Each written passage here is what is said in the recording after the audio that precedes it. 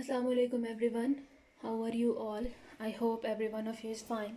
I'm here with another video lecture. My lecture number is 38 for class 9th जिसमें हम लोग unit number 3 biodiversity के बारे में बात कर रहे हैं।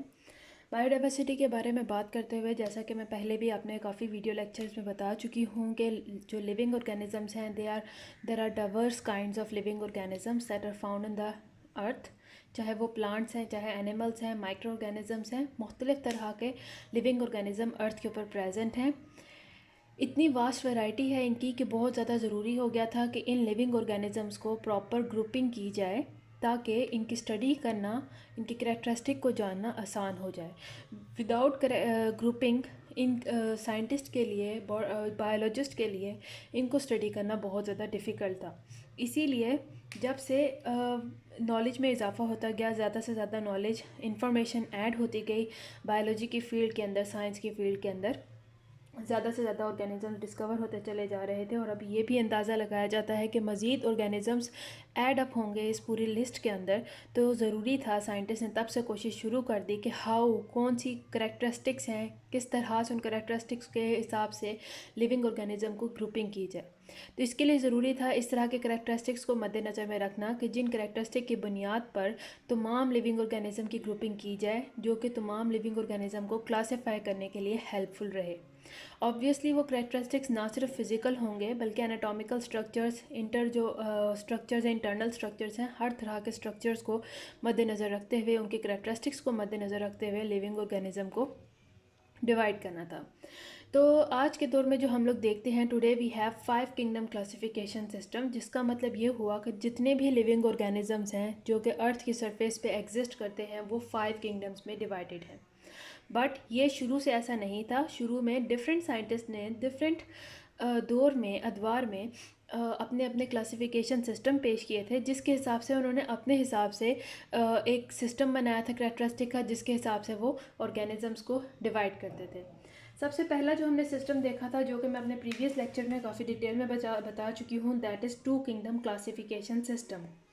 2 किंगडम क्लासिफिकेशन सिस्टम में क्या था, 2 किंगडम्स हैं ऑब्वियसली, तो उसमें क्या था, 2 किंगडम्स कौन सी थी जो बहुत वाज़ह डिफरेंस के साथ हमें देखने को मिलती थी। Those were plants and animals.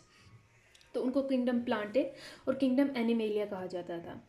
Plantae kingdom में वो ऑर्गेनिजम्स शामिल किए जाते थे जो कि ऑटोट्रॉफिक थे, यानी कि वो अपना खुराक खुद से बना सकते थे। रॉ मटेरियल को यूज़ करते हुए, सिंपल इनऑर्गेनिक रॉ मटेरियल को यूज़ करते हुए अपनी खुराक, अपना फूड खुद प्रिपेयर करते थे और अपने अंदर बॉडी एनर्जी को स्टोर करने के काबिल थे। वो तमाम ऑर्गेनिजम्स जो कि जिनके अंदर इस तरह के करैक्टरिस्टिक्स पाई जाती थी, उनको किंगडम प्लांटे के अंदर इन्वॉल्व किया गया था। इसी तरह से दूसरी जो ग्रुप था, दैट वाज अबाउट हीटरोट्रॉफ। हीटरोट्रॉफ वो ऑर्गेनिज्म जो कि अपना खुराक खुद से प्रोड्यूस नहीं कर सकते और वो प्लांट्स पे डिपेंडेंट थे डायरेक्टली या फिर इनडायरेक्टली अपनी खुराक को हासिल करने के लिए। उन तमाम ऑर्गेनिजम्स को जो कि हीटरोट्रॉफिक थे, जो अपनी खुराक खुद से प्रोड्यूस नहीं कर सकते थे, उनको इंक्लूड किया गया था किंगडम एनिमेलिया में। इसी तरह से बैक्टीरिया, फंजाई और एल्जी को भी किंगडम प्लांटे में इन्वॉल्व किया गया था। यहाँ तक तो बात क्लियर थी, बट यहाँ पे प्रॉब्लम क्या आ रही थी कि इस क्लासिफिकेशन सिस्टम के कुछ ड्रॉबैक्स थे, जिसमें यह था कि बहुत सारे ऑर्गेनिज्म, स्पेशली जो यूनिसेलुलर ऑर्गेनिजम्स हैं जैसे यूग्लिना है, उसके अंदर ऐसी करैक्टरिस्टिक्स पाई जाती थी जो उसे किंगडम प्लांटे में भी शामिल कर सकती थी, और ऐसी करैक्टरिस्टिक्स पाई जाती थी जो उसको किंगडम एनिमेलिया के अंदर भी इंक्लूड कर सकती थी। फॉर एग्जांपल, उसके अंदर जो प्लांट लाइक करैक्टरिस्टिक्स थी वो थी क्लोरोफिल की मौजूदगी। एनिमल लाइक करैक्टरिस्टिक ये थी कि वो एनिमल्स की तरह हीटोट्रॉफिक था, यानी कि अपनी खुराक खुद से प्रोड्यूस नहीं कर सकता था, उसके पास सेल वॉल नहीं थी। सो यहाँ पे अब प्रॉब्लम आ गई कि इस तरह के ऑर्गेनिज्म जिसके अंदर दोनों तरह की करैक्टरिस्टिक्स पाई जाती हैं, उनकी किस तरह से ग्रुपिंग की जाए, किस ग्रुप में उनको रखा जाए, बिकॉज वो दोनों ग्रुप्स के साथ मैच करते थे। तो इस प्रॉब्लम की वजह से और इस तरह से और भी ड्रॉबैक्स थे, जैसे कि प्रोकैरियोट्स और यूकैरियोट्स के दरमियान में ये डिफरेंस नहीं बताता था ये classification system, 2 kingdom classification system. तो इस तरह के प्रॉब्लम्स की वजह से 2 किंगडम क्लासिफिकेशन सिस्टम को एक्सेप्ट नहीं किया गया। उसके बाद आ जाता है 3 किंगडम क्लासिफिकेशन सिस्टम। 3 किंगडम यानी कि इसमें हम जो है 3rd किंगडम भी ऐड हो चुकी थी। 2 किंगडम्स प्लांट्स और एनिमल्स, और 3rd किंगडम यहाँ पे ऐड हुई थी, जो कि नया क्लासिफिकेशन सिस्टम बन गया था। अगर हम इसके बारे में डिटेल में बात करते हैं तो in the year 1866 sorry, Ernest Haeckel ने सॉल्व की थी प्रॉब्लम को। जो पहला ऑब्जेक्शन था टू किंगडम सिस्टम का कि उसके अंदर बहुत सारे ऑर्गेनिजम्स जो कि प्लांट से भी मिलते जुलते थे, एनिमल से भी मिलते जुलते थे, अब उनकी ग्रुपिंग किस में की जाए। तो ये प्रॉब्लम सॉल्व की थी 1866 में अर्नेस्ट हैकल ने। इस पहले ऑब्जेक्शन को उन्होंने दूर किया था किस तरह से कि उन्होंने एक थर्ड किंगडम जो है वो प्रपोज की थी। उनके हिसाब से कि जितने भी ऑर्गेनिजम्स हैं उनको जस्ट टू किंगडम्स के अंदर नहीं क्लासिफाई किया जाएगा, बल्कि एक थर्ड किंगडम है जिसके अंदर ऐसे ऑर्गेनिजम्स जिनको हम लोग प्रोटिस्ट का नाम देंगे, उस किंगडम को प्रोटिस्टा का नाम दिया गया था, उसमें ऐसे ऑर्गेनिजम्स को एकोमोडेट किया जाएगा, ऐसे ऑर्गेनिजम्स को ऐड किया जाएगा जो कि यूग्लिना लाइक ऑर्गेनिज्म थे। यूग्लिना के बारे में हमने पढ़ा है कि यूग्लिना की कुछ कैरेक्टरिस्टिक्स प्लांट्स के साथ मिलती हैं और कुछ कैरेक्टरिस्टिक्स ऐसी हैं जो कि एनिमल्स के साथ मिलती हैं। यूग्लिना सिर्फ वो इकलौता या वाहिद ऑर्गेनिज्म नहीं है, बल्कि इसके जैसे और भी मुख्तलिफ ऑर्गेनिजम्स हैं जो कि इस तरह की कैरेक्टरिस्टिक्स रखते हैं। कैरेक्टरिस्टिक्स कैन बी डिफरेंट, लेकिन कुछ कैरेक्टरिस्टिक्स उसके प्लांट्स की जैसे मिलती हैं, कुछ कैरेक्टरिस्टिक्स उनकी एनिमल्स के जैसे हैं। तो इसके लिए अर्नेस्ट हैकल ने 1866 में एक थर्ड किंगडम प्रपोज की थी। उन्होंने कहा था कि जितने भी लिविंग ऑर्गेनिज्म हैं वो टू किंगडम क्लासिफिकेशन के सिस्टम के हिसाब से क्लासिफाई नहीं होंगे, बल्कि थर्ड किंगडम भी ऐड की जाएगी, दैट इज़ प्रोटिस्टा, जिसके अंदर यूग्लिना लाइक ऑर्गेनिजम्स को प्लेस किया गया था। इसी ग्रुप के अंदर उन्होंने बैक्टीरिया को इसी किंगडम के अंदर डाला था, और जबकि जो फंजाई थे उनको किंगडम प्लांटे के अंदर ही रखा गया था। यहाँ पे हम लोग ये कह सकते हैं कि प्रोटिस्टा के अंदर किस तरह के ऑर्गेनिजम्स थे, एक तो यूग्लिना के जैसे, साथ में बैक्टीरिया, इन दोनों को उन्होंने किंगडम प्रोटिस्टा के अंदर डाला था, जो थर्ड किंगडम इंट्रोड्यूस की गई थी, जिसके अंदर ऐसे ऑर्गेनिजम्स थे जिनके अंदर कैरेक्टरिस्टिक्स प्लांट्स की भी थी और कैरेक्टरिस्टिक्स एनिमल की भी थी। हाउएवर यहाँ पे अभी भी एक ड्रॉबैक बाकी था। दो ड्रॉबैक्स थे जो हमें टू किंगडम क्लासिफिकेशन सिस्टम से मिल रहे थे। फर्स्ट ड्रॉबैक क्या था जिसको इस किंगडम ने आंसर किया था, अर्नेस्ट हैकल ने जिस प्रॉब्लम को सॉल्व किया था, वो ये था कि how to accommodate euglena and euglena like organisms. दूसरा प्रॉब्लम, ये पहली प्रॉब्लम तो उन्होंने सॉल्व कर दी थी by introducing the third kingdom protista, कि इसके अंदर हम ऐसे ऑर्गेनिजम्स को प्लेस करेंगे जिनकी कैरेक्टरिस्टिक्स प्लांट्स और एनिमल दोनों से मिलती जुलती हैं, जो कि कंप्लीट प्लांट भी नहीं है, कंप्लीट एनिमल भी नहीं है। तो इस तरह के ऑर्गेनिजम्स को हम लोग प्रोटिस्टा यानी थर्ड किंगडम प्रोटिस्टा के अंदर इंक्लूड करेंगे। अब सेकंड जो ऑब्जेक्शन था या सेकंड जो ड्रॉबैक था वो अभी भी अपनी जगह पे था। सेकंड ड्रॉबैक क्या था कि जो टू किंगडम क्लासिफिकेशन सिस्टम था, it did not clarify the difference between the prokaryotes and the eukaryotes. अब प्रोकैरियोट्स क्या हैं? प्रोकैरियोट्स वो ऑर्गेनिजम्स हैं जो कि ओल्ड माने जाते हैं, एंशियंट माने जाते हैं।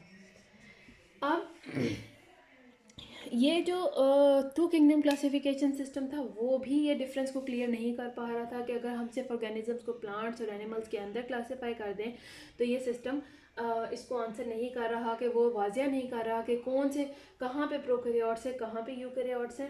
इसी तरह से जो थर्ड किंगडम सिस्टम है इसने भी क्लैरिफाई नहीं किया था, इसने भी डिफरेंस को बताया नहीं था between the prokaryotes and eukaryotes. कुछ जो बायोलॉजिस्ट थे उनका कहना ये था कि जो फंजाई है जिसको अभी तक थ्री किंगडम क्लासिफिकेशन सिस्टम के हिसाब से किंगडम प्लांटे में रखा जा रहा था, तो कुछ बायोलॉजिस्ट यहाँ पे ऑब्जेक्शन दे रहे थे कि fungi should not be placed in the kingdom Plantae, के फंजाई को किंगडम प्लांटे के अंदर प्लेस ना किया जाए क्योंकि उसकी तमाम कैरेक्टरिस्टिक्स किंगडम प्लांटे के हिसाब से पूरी नहीं है।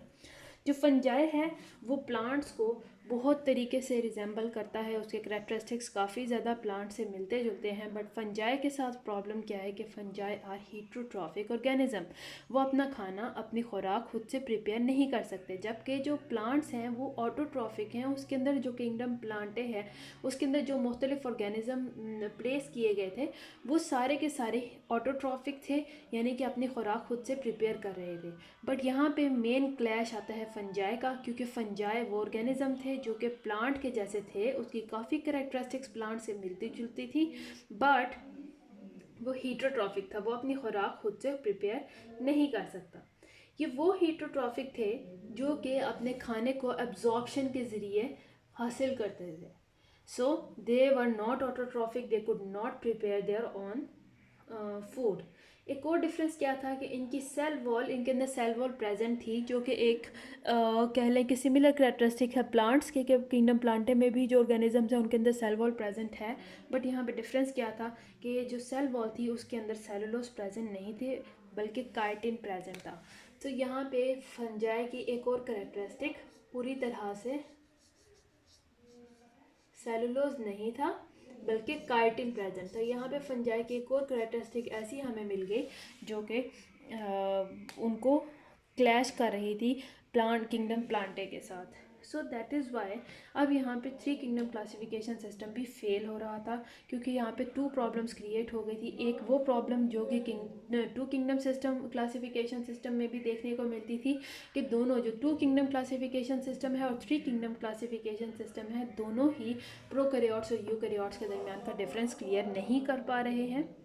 सेकेंड जो प्रॉब्लम यहाँ पे क्रिएट हुई थी that was due to the fungi, कि फंजाई जो थे उनके बहुत सारे कैरेक्टरिस्टिक्स हालांकि प्लांट्स के साथ मिलती थी और उनको किंगडम प्लांटे में ही रखा गया था थ्री किंगडम क्लासिफिकेशन सिस्टम के हिसाब से, बट स्टिल बहुत सारी उनकी कैरेक्टरिस्टिक्स ऐसी थी जो कि बहुत वाजिया थी, बहुत इंपॉर्टेंट थी, जो कि प्लांट्स से जैसे नहीं थी. फॉर एग्जांपल प्लांट्स जो है वो एक ऑटोट्रॉफिक ऑर्गेनिजम्स हैं, जबकि फंजाई हीटोट्रॉफिक हैं जो अपने खाने को एब्जॉर्प्शन के जरिए हासिल करते थे. और सेकेंडली जो फंजाई हैं उनकी जो सेल वॉल है वो सेलुलोज की जगह से पे काइटिन से मेड बनी हुई थी. सो दैट इज़ वाई यहाँ पे प्रॉब्लम क्रिएट होना शुरू हो गई थी. तो ये जो थ्री किंगडम क्लासिफिकेशन सिस्टम है ये भी फेल हो गया था.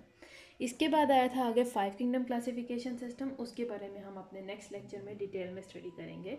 उम्मीद है आपको आज के लेक्चर की समझ आई हो. अगर यहाँ तक कोई भी प्रॉब्लम है तो we can discuss in the comment section. I am here to help you out and see you soon in my next video. Till then, अल्लाह हाफिज़.